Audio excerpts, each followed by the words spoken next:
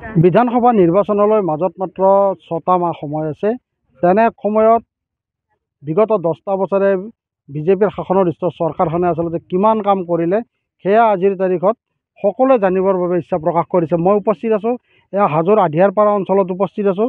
হাজোৰ আধিয়াৰপাৰাৰ মাজেৰে বৈ গৈছে বৰলীয়া নৈ। বৰলীয়া নৈৰ মই সামগ্ৰিক পৰিৱেশ দেখুৱাবলৈ অনুৰোধ জনাইছোঁ। এয়া হৈছে আধিয়াৰপাৰা অঞ্চল। বৰলীয়া নৈৰ যি উন্মুক্ত যি মথাউৰি বা ইয়াত মথাউৰি নাই, যাৰ বাবে এই বৃহত্তৰ অঞ্চলৰ ৰাইজ আজি ব্যাপক হাৰত ক্ষতিগ্ৰস্ত হ'ব লগা হৈছে। বিগত এটা দশক ধৰি এনেদৰে এই অঞ্চলৰ ৰাইজ গৰাখহনীয়া মথাউৰিবিহীনভাৱে এনেদৰে চলিব লগা অৱস্থা হৈছে। কিন্তু তেনে সময়ত ৰাজ্য চৰকাৰখনে আচলতে উন্নয়ন কিমান কৰিছে, যিটো সময়ত ৰাজ্য চৰকাৰে উন্নয়নৰ ঢাক ঢোল বজাই আচলতে যথেষ্ট পৰিমাণে ৰাজ্যৰ উন্নয়ন হৈছে, কিন্তু বাস্তৱ ক্ষেত্ৰত কিমান উন্নয়ন হৈছে এয়া ছবিয়ে কেতিয়াও মিছা কথা নকয়। আমি দেখুৱাবলৈ যত্ন কৰিছোঁ।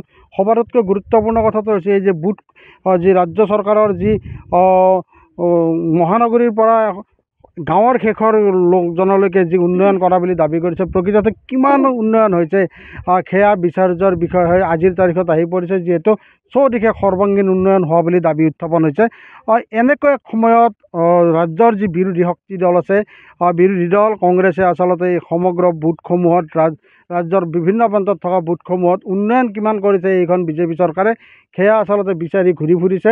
নিশ্চিতভাৱে যি আধিয়াৰপাৰা অঞ্চলত কংগ্ৰেছৰ যি প্ৰতিনিধি দল, এই প্ৰতিনিধি দল উপস্থিত হৈ দেখা পাইছে, এই অঞ্চলৰ ৰাইজৰ লগত কথা পাতিছে। আচলতে দেখা পাইছে কি, আমি পোনে পোনে কথা পাতিম। কংগ্ৰেছৰ জ্যেষ্ঠ নেতা ভৱেশ দাসক আমি লগ পাইছোঁ। উন্নয়ন হোৱা বুলি যথেষ্ট পৰিমাণে আচলতে প্ৰচাৰ চলিছে। কি দেখিছে বুথত আহি? প্ৰথমতে মই ঈশান নিজক মোৰ ফালৰ পৰা ধন্যবাদ জ্ঞাপন কৰিছোঁ। লগতে আধিয়াৰপাৰাবাসী ৰাইজেও ধন্যবাদ জ্ঞাপন কৰিছে। আপুনি কোৱাৰ মতে যে একচুৱেলি এই 10 বছৰত আমাৰ গাঁওবিলাকত বিজেপি চৰকাৰে কি উন্নতি কৰিলে আৰু কি উন্নতি কৰিবলৈ বাকী আছে। আজি আমি উপস্থিত যিখন জেগাত আছোঁ সেইটো হ'ল আধিয়াৰপাৰা। এই আধিয়াৰপাৰাত আপোনালোকে দেখা পাইছে যে এইটো নদী উন্মুক্ত, গৰাখহনীয়াৰ দ্বাৰা প্লাবিত, গৰাখহনীয়াৰ দ্বাৰা আক্ৰান্ত অঞ্চল। ইয়াত আজিলৈকে মথাউৰিৰ কোনো চিনচাপ নাই।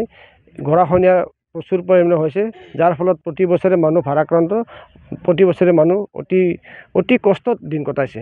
আজি আমি স্বচক্ষে এই এলেকাটো আমি পৰিদৰ্শন কৰিলোঁ আৰু ৰাইজৰ পৰা জানিব পাৰিলোঁ যে ইয়াত যদি আমি নদী বান্ধৰ ব্যৱস্থা নকৰোঁ, পশুপানীৰ ব্যৱস্থা নকৰোঁ আৰু যিটো মথাউৰি আমি দি অহা যোৱা কৰিলোঁ সেই মথাউৰি যদি ঠিক ঠাক নকৰোঁ, তে ভৱিষ্যতে আমাৰ দুই পাৰে থকা যিসকল বাসিন্দা আছে তেওঁলোকৰ যথেষ্ট ক্ষতি হ'ব, যথেষ্ট অনিষ্ট হ'ব আৰু তেওঁলোকে হয়তো ইয়াৰ পৰা এটা সময়ত মানে গৰাখহনীয়াৰ আক্ৰান্ত ইয়াৰ পৰা গুচি যাবলৈ হ'ব পাৰে। উন্নয়ন হয় বুলি দাবী কৰে আচলতে চৰকাৰখনে, কিমান হ'ল? না, আপোনালোকে মিডিয়া মানুহ নিশ্চয় গমেই পাইছে, আপুনি দেখাই দিছে, আপোনালোকে নিজে ছবি মিছা কথা নকয় বুলি নিজেই কৈছে। গতিকে ইয়াতে যে কিবা উন্নয়ন হৈছে বিশেষকৈ আমাৰ আধিয়াৰপাৰা অঞ্চলত সেইটো আমি ক'ব নোৱাৰোঁ। আমি উন্নয়নৰ বস্তু একো দেখা মৰা নপৰে। আমি দেখিছোঁ কিছুমান মানে জল জীৱন মিছনৰ পাইপ বহাইছে, তাত কিন্তু পানী নাই। স্কুল আছে, স্কুলত যদি 5টা মানুহ আছে তাত মাত্ৰ 2টা মানুহ আছে, স্কুল ভাঙা ফুটা। গতিকে উন্নয়ন বুলি ক'লে আমাৰ এতিয়া মানে আমি এতিয়া বিচাৰিব লাগিব ক'ত উন্নয়ন হৈ আছে। আমি যিটো ৰাস্তাৰে অহা যোৱা কৰোঁ সেই ৰাস্তাৰ অৱস্থা অতি বেয়া, আপোনালোকে নিশ্চয় গম পাইছে। তাৎপৰ্যপূৰ্ণ কথা, গুৱাহাটী মহানগৰৰ পৰা মাত্ৰ 50 কিলোমিটাৰ দূৰত এই ঠাই। ইয়াৰে যদি অৱস্থা এনেকুৱা হয়, অন্য ঠাইত কি হ'ব আপুনি কি কল্পনা কৰিব বাৰু? চাওক, আপোনালোকে আচল কথাই কৈছে। গুৱাহাটীৰ পৰা আচলতে 50 নহয়, 30 কিলোমিটাৰ।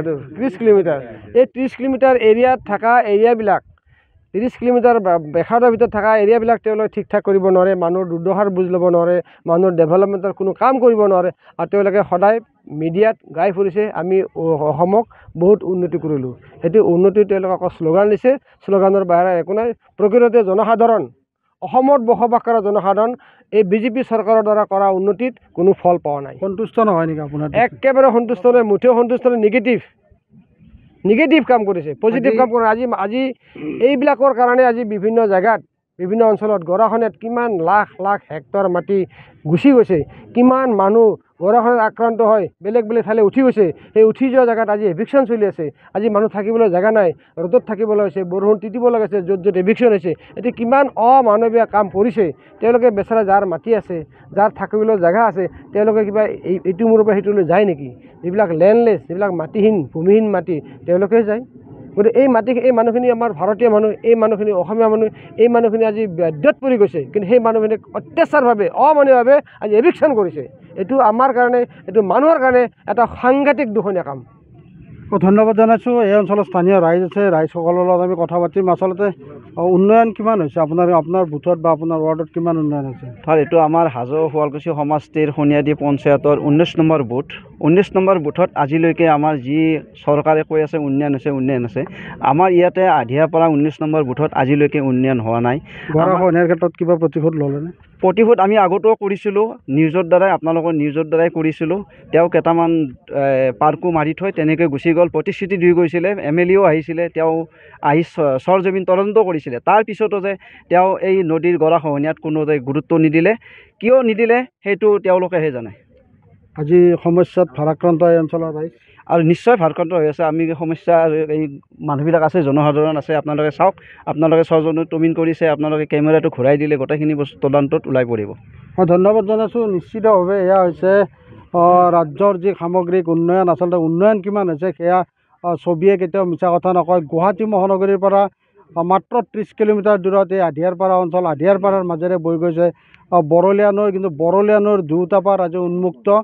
নদীত পানী বাঢ়িলে যেন এই অঞ্চলৰ ৰাইজৰ যেন ভয়ত কম্পমান হৈ পৰে, কিয়নো কোন মুহূৰ্তত এই অঞ্চলৰ ৰাইজৰ ঘৰ বাৰী উটুৱাই নে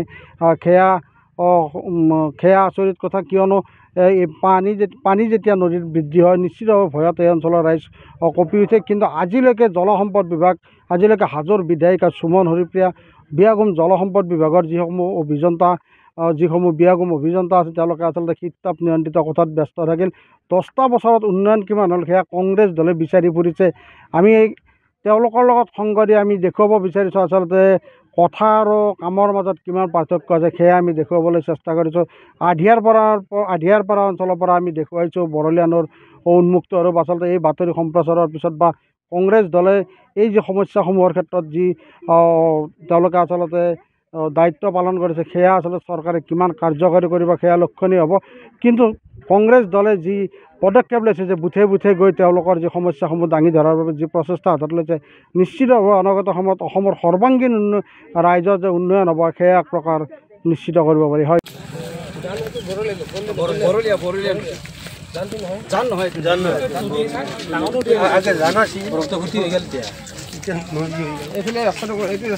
ৰাস্তা নাই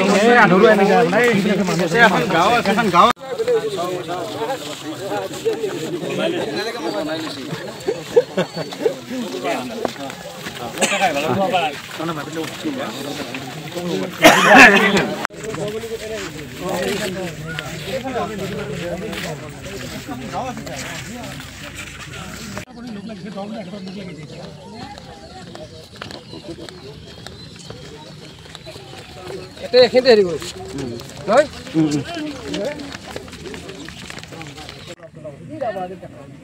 মহিলাবিলাকে আমি কৰিব পাৰোঁ। আমাৰ ভোটৰো মূল্য আছে।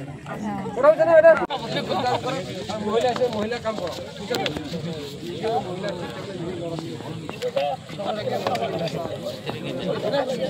এই মিটিং চলি আছে ইয়াতে